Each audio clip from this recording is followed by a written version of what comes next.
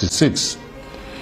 I bring to you a message of truth and freedom, for it is only the truth that can set us free from the bondages of war and propaganda, which we confuse as history. My name is Colonel Emmanuel Nwora Nwobosi. I am 80 years old. It is time to be bold. I am too old to lie. I am not afraid to die. It is time to tell you why we had to try. I am the last of the original coup plotters of January 15, 1966, with Major Chukwuma Kaduna Nzogu. I knew Nzogu well. We went to school together. We trained together. We trained at Sandhurst Military Academy, UK. We lived together. Nzogu was our first head of military intelligence and uncovered terrible plans to wreak havoc across the country. We organized a group of progressive military officers to carry out a coup on 15 January 1966 to stop a jihad and bring sanity to Nigeria, steeped in nepotism, corruption, and mass murders.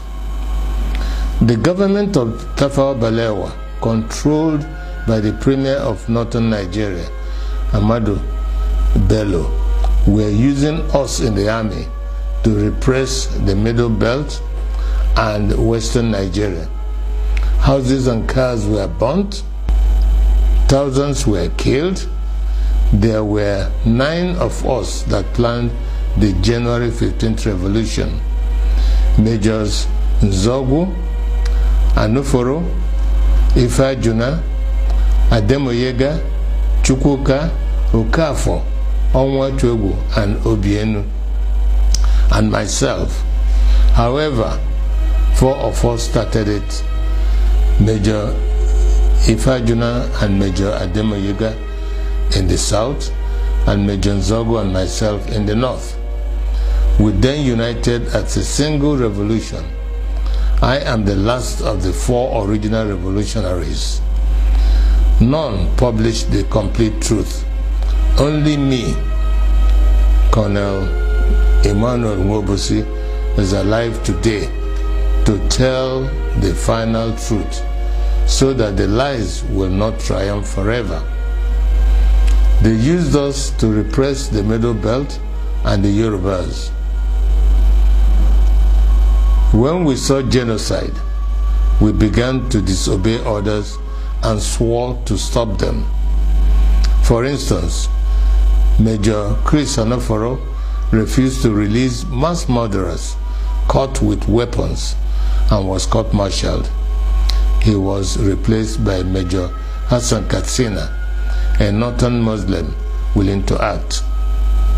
I was in Abeokuta, but refused to repress Yorubas.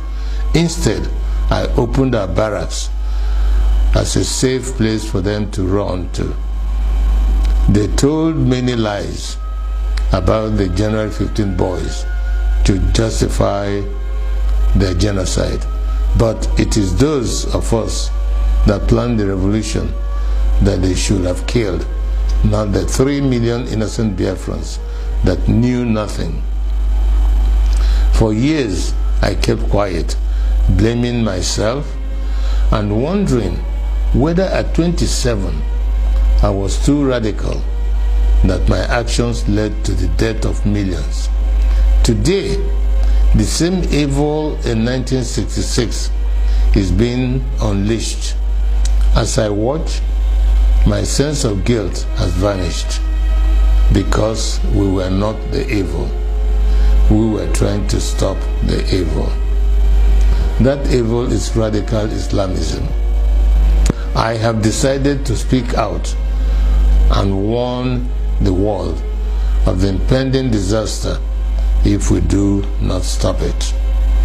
Each time radical Muslims plan a jihad in their religious mission to conquer the world, they will fail. But in the attempt, thousands and even millions will die. That happened to us in Biafra. At this point, let me differentiate between peaceful, law-abiding Muslims and radical Muslims who want to kill others, to force their religion on them. The problem is that wherever peaceful Muslims are, there are some radical Muslims amongst them. That is why they began a jihad in 1966. That is why we had to stop it. That is why they killed millions of our people. That is why we declared Biafra. Because we are a peaceful people, and oil and water can never mix. My story is a warning to Nigerians. For years, I was prevented from speaking the truth by exile, prison, harassment, poverty, surveillance, and death threats held over many of the actors like Ojukwu, Zik, Awolowo, Ibiam, and the January 15 boys that survived. But as I watch today, many of the events that led to the revolution are happening again, like Boko Haram, Fulani militia, Niger Delta militants, Shiites, IPOB, and mass murders. Some people think we acted wrongly in carrying out the January 15th revolution, but they may not be fully aware of the realities then. We were trained by the British to be patriotic, to give the ultimate sacrifice for Nigeria, and to stop anyone acting against the nation. Instead of our leaders using us to defend Nigeria, they were using us to suppress the citizens. We decided to arrest them for their atrocities because no one was willing to act. Not Zik, the president, who was powerless, not Ironsi, the head of state of the army, who was a conservative. There were many reasons why we had to act. One, to stop the killings in Yoruba land and the Middle Belt by NPC, the ruling party.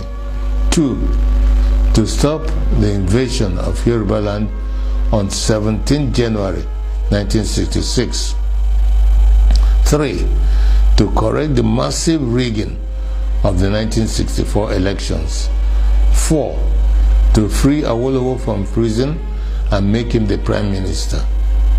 Five, to stop the terrible corruption, nepotism, and regionalism of the NPC, the ruling party.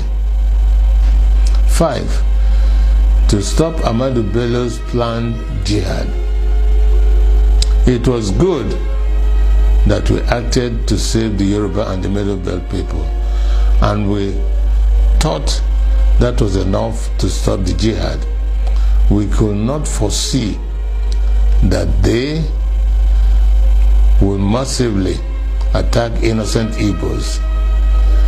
Blame those who decided to massacre our people for their evil. Today, we are fighting Buhari. He is killing Shiite Muslims and IPOB members. With the benefit of hindsight, we can see other ways of dealing with such evil. But for us in 1966, we just wanted to save the people from massacre. I wish to congratulate Nnamdi Kanu and IPOB for the good work they are doing to free our people from Nigeria and radical Islamism. Many of our people do not understand how vast IPOB is as an organization and the quality of the people that run it.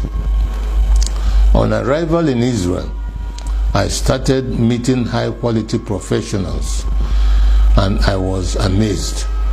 I don't know how IPOB united power professionals abroad, power traders at home, and ordinary people from market women to even riff-raff, all under one IPOB family with worldwide radio and television. Every Igbo and Biafran should be proud of them.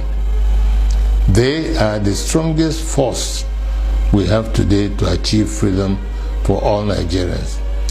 No wonder they can take on the Nigerian government and win. However, it is money that makes things work.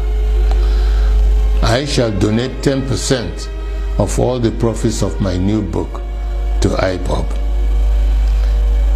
It is my tithe to freedom. Tithing is God's tax to raise money for the government of the children of God. I urge you all to regularly do the same so we can have the resources to achieve our objectives. On this day of 15th January 2019, the anniversary of our revolution, I want to hand over to Nnamdi Kanu and IPOB the baton of the January 15 boys. To you, to complete the revolution we started. I am Ogene Obosi, a chief and elder of the Obosi people. I bring to you the blessings of the ancients. I fought for Biafra. I was wounded for Biafra. I shall die for Biafra. He said,